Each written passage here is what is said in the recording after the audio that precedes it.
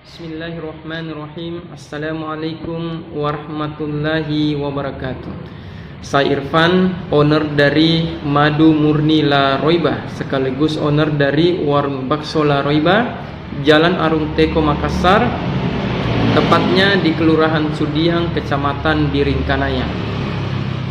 Berikut video yang saya buat ini untuk menjawab beberapa pertanyaan dari para konsumen madu, teman-teman, keluarga yang selama ini mengkonsumsi madu ya, yang notabene-nya adalah madu SOS dan terindikasi 90 hingga 100% madu SOS.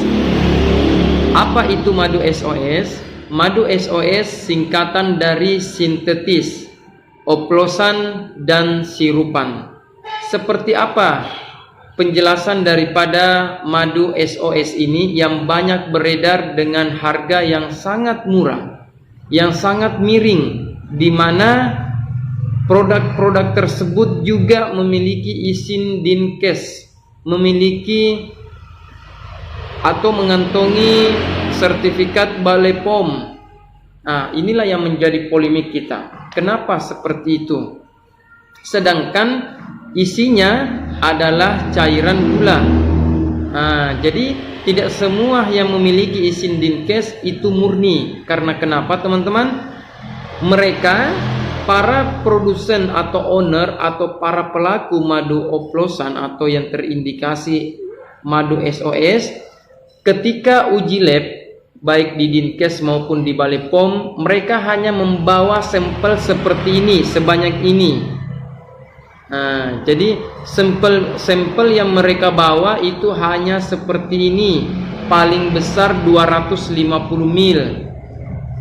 Paling besar seperti ini untuk diuji. Dan celakanya mereka sengaja membawa madu murni pada saat proses lab atau cek laboratorium tersebut. Sedangkan yang dijual setelahnya itu, itulah madu-madu SOS. Jadi itulah sebabnya kenapa banyak penjual madu itu bisa masuk di beberapa apotek herbal karena telah mengantongi izin edar atau PIRT. Karena kenapa? Yang mereka bawa, sampel yang mereka bawa hanya seperti ini, dan yang mereka jual ratusan botol, bahkan ribuan botol madu yang berisi gula. Itu yang pertama. Itu pertanyaan dari para konsumen. Kenapa di apotek-apotek herbal itu masuk dan mereka memiliki izin? Ya, karena secara teori izin PIRT itu hanya mengindikasi apakah di dalam madu tersebut terdapat formalin, boraks, dan zat-zat yang berbahaya. Namun ketika isinya gula, maka gula pun banyak memiliki izin PIRT karena memang produk konsumsi rumah tangga. Tetapi ketika gula tersebut dicairkan lalu dilabeli madu, maka ini adalah tindakan yang sangat merugikan konsumen, terutama konsumen madu itu sendiri. Dan kebanyakan dari kita itu sangat kental dengan mitos-mitos yang berkembang di masyarakat. Baik, kita bahas pertama. Madu SOS. S yang pertama adalah sintetis, di mana madu tersebut berbahan dasar gula cair yang diberi pewarna dan dijual dengan harga yang sangat murah. Rata-rata mereka jual kisaran 70 hingga 120 ribu yang seperti ini, khusus wilayah Makassar. Ciri-ciri yang mendasari, yang pertama, madu sintetis atau oplosan, yaitu madu yang sama sekali tidak memiliki kandungan madu di dalamnya.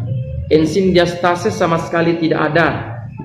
Dan ditandai apabila diuji lab yang benar-benar SOS, kadar sukrosanya melebihi angka batas maksimum, yaitu di atas 5%. Nah, ini dia. Dan ciri-cirinya kental, Untuk apa? Untuk menarik perhatian para konsumen madu yang selama ini berkiblat dan berpegang bahwasanya madu murni itu, madu asli itu sifatnya kental. Maka dibuatlah gulali atau gula cair yang kental seperti ini supaya dianggap madu dan nilainya bisa lebih tinggi daripada mereka jual gula. Itu yang pertama, sintetis. Dan yang kedua adalah madu oplosan. Madu oplosan juga banyak beredar dimanapun. Dimanapun ada konsumen madu, di situ juga beredar madu oplosan. Madu oplosan adalah penambahan zat-zat tambahan seperti gula, zat kimia lainnya untuk tujuannya apa? Menambah kuantiti. Yang tadinya cuma 1 jerigen bisa jadi 2 jerigen atau 3 jerigen dan seterusnya. Madu oplosan ini juga tidak layak konsumsi karena isinya tidak murni. Walaupun ada kandungan madunya, walaupun ada enzim-enzim madu di dalamnya, walaupun ada mineral-mineral madu di dalamnya, namun oplosan ini sendiri bisa jadi sangat berbahaya jika dikonsumsi. Misal bisa menaikkan gula darah kita, sama dengan madu sintetis. Dan ciri-cirinya pun sama dengan madu madu sintetis. Dia juga kental, bahkan bisa lebih kental lagi. Dan rata-rata ini dipanaskan atau melalui proses pasteurisasi. Seperti ini, proses pasteurisasi atau pemanasan. Dan warnanya kinclong, dan glowing seperti ini. Dia sama sekali tidak memiliki busa apapun, busa-busa halus sama sekali tidak ada. Nah, ini dia.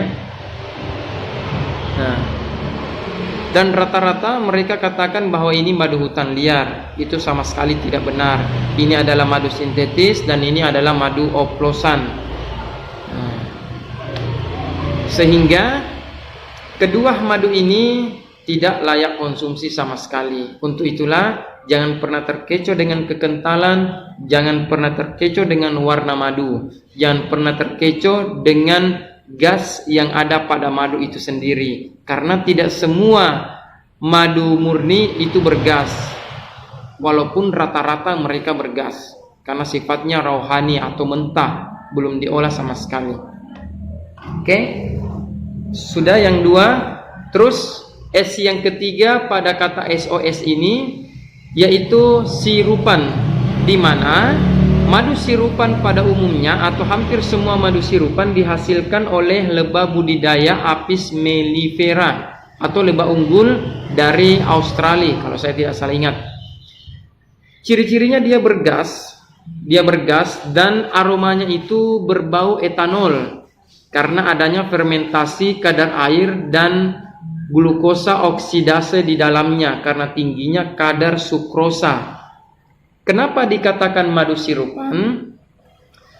Madu sirupan adalah madu yang dihasilkan dari perut lebah, di mana lebah tersebut, lebah mellifera tersebut, lebah budidaya tersebut itu diberi pakan atau makanan berupa cairan gula.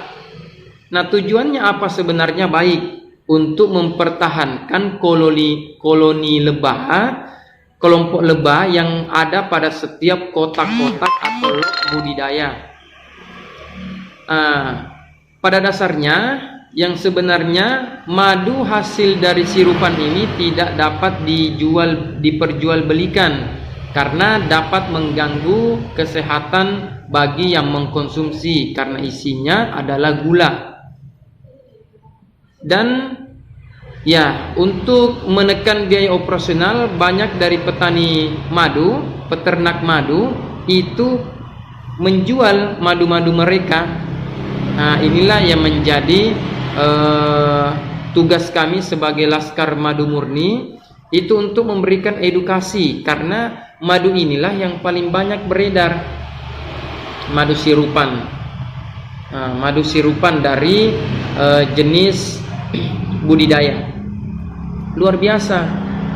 Jadi banyak sekali konsumen yang datang ke warung bakso kami menanyakan kenapa madu saya selama saya minum atau konsumsi madu tidak ada efek sama sekali. Saya jawab, madu seperti apa yang bapak atau ibu konsumsi? Jangan sampai kita mengkonsumsi selama ini adalah cairan gula yang justru membahayakan kita. Biasanya kita terkecoh, terlena dengan penjelasan para pegiat madu palsu, para penjual madu palsu. Karena madu mereka kental, karena madu mereka tidak membeku saat dimasukkan ke dalam freezer, karena madu mereka tidak dikerubuti oleh semut. Jadi pembahasan mitos-mitos madu pada konten berikutnya. Pada konten ini saya menjelaskan 3 jenis madu yang tidak layak konsumsi. Yang pertama apa? Madu sintetis atau madu yang sama sekali tidak memiliki kandungan apapun dari madu murni. Yang kedua adalah madu oplosan, madu yang ditambah kuantitinya dengan zat-zat tambahan kimia seperti gula, bisa juga dari zat-zat senyawa kimia lainnya, pemanis aspartam dan sebagainya.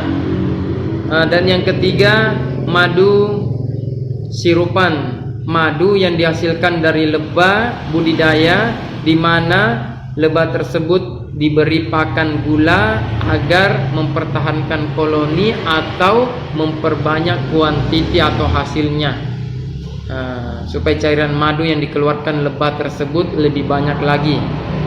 Oke, demikian dari saya Irfan, owner dari Madu Murni La Roiba sekaligus owner dari warung bakso La Roiba. Silahkan Ki berkunjung ke Jalan Arung Teko, Sudiang, Makassar. Wassalamualaikum warahmatullahi wabarakatuh. Jadilah konsumen yang cerdas sebelum mengkonsumsi madu, agar kita tidak terpedaya dengan harga yang sangat murah.